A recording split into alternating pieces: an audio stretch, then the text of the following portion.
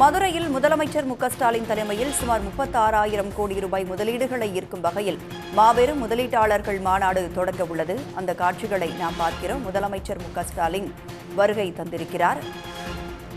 முதலீட்டாளர்கள் மாநாட்டில் 91 பேர் புரிந்துணர்வு ஒப்பந்தங்கள் கையெழுத்தாகியிருக்கிறது. அண்மை செய்தியாக நாம் பார்க்கிறோம்.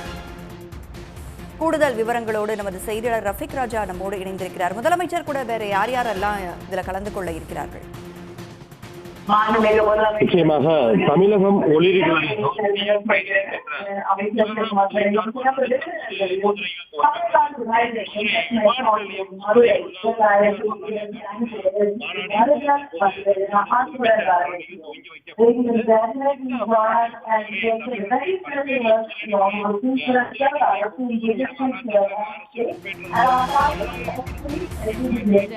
Please join us as we extend a very special welcome to the Honorable Chief Minister, our esteemed dignitaries here on stage, and our partners off stage as we begin Tamil Nadu Rising Investment Conclave right here in Madurai 2025.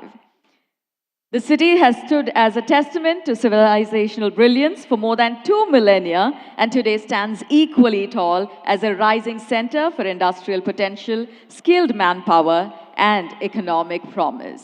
As we begin our proceedings, if we may kindly request all of our dignitaries on stage and our guests off stage to please rise for the Tamil Thai Varthu. அனைவரையும் தமிழ் தாய் வாழ்த்திற்கு எழுந்து நிற்குமாறு பணிவன்புடன் கேட்டுக்கொள்கிறோம்.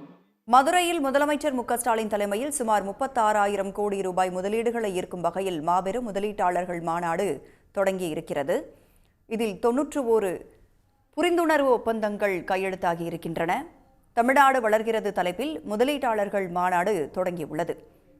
முதலீட்டாளர்கள் மாநாட்டில் 91 புரிந்துணர்வு ஒப்பந்தங்கள் கையெழுத்தாகி இருக்கின்றன.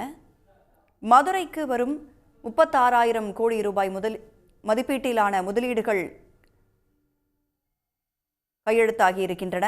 இதனால் 56,000 பேருக்கு வேலை வாய்ப்பு உருவாகும் என்று சொல்லப்பட்டிருக்கிறது. தமிழ்நாடு வளர்கிறது தலைப்பில் முதலீட்டாளர்கள் மாநாடு தொடங்கி இருக்கிறது.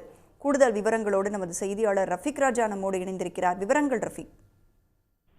நிச்சயமாக தமிழ்நாடு வளர்கிறது, அதாவது டிஎன் ரைசிங் என்ற தலைப்பில் முதலீட்டாளர்கள் மாநாடு 2020 என்ற தலைப்பில் தான் தற்போது மதுரையில் தமிழ்நாடு முதலமைச்சருடைய தலைமையில் இந்த மாநாடு என்பது தொடங்கியுள்ளது. குறிப்பாக திமுக அரசு பொறுப்பேற்றது முதல் கடந்த 4.5 ஆண்டுகளாக தமிழகத்தினுடைய முன்னேற்ற பாதையில், அதாவது இந்தியாவில் முதல் மாநிலமாக தமிழகத்தை முன்னேற்ற வேண்டும் என்ற நோக்கில் தமிழ்நாடு முதலமைச்சர் அதற்கான பணிகளில் தொடர்ந்து ஈடுபட்டு வருகிறார். பல்வேறு நாடுகளுக்கு சென்று தங்களது முதலீட்டை ஈர்த்து வந்து பல இளைஞர்களுக்கு வேலைவாய்ப்புகளை தமிழகம் உருவாக்கி வருகிறது. இதன் அடிப்படையில் தான் 2025 முதலீட்டாளர் மாநாடு என்பது தற்போது மதுரையில் துவங்கியுள்ளது. இந்த மாநாட்டை துவக்கி வைப்பதற்காகத்தான் தமிழ்நாடு முதலமைச்சர் மு.க.ஸ்டாலின் தற்போது வருகை தந்து இந்த மாநாட்டை துவங்கி வைத்துள்ளார். குறிப்பாக இந்த மாநாட்டின் நோக்கம் என்பது கிட்டத்தட்ட இந்த தென் தமிழக வளர்ச்சி வரக்கூடிய வகையில் 36,660 கோடி ரூபாய் மதிப்பீட்டில் 91 ஒப்பந்தங்கள் புரிந்துணர்வில் தற்போது கையெழுத்திடப்பட உள்ளது. குறிப்பாக பல்வேறு நாடுகளில் இருந்து இதற்காக முதலீட்டாளர்கள் தற்போது மதுரைக்கு வந்துள்ளனர். அந்த மாநாடு தான் தற்போது துவங்கியுள்ளது. இந்த மாநாடை பொறுத்தவரை 56,766 இளைஞர்களுக்கு வேலை வாய்ப்பு உருவாக்கும் விதமாக இந்த மாநாடு நிச்சயமாக ஒரு முத்திரை பதிக்கும் மாநாடாக துவங்கியுள்ளது.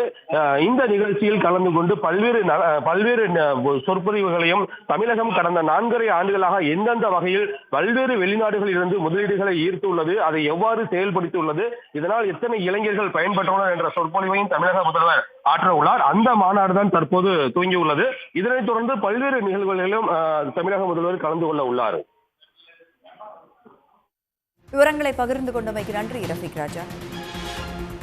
உடனுக்குடன் செய்திகளை தெரிந்து கொள்ள சன் நியூஸ் பெல் ஐகானை கிளிக் பண்ணுங்க.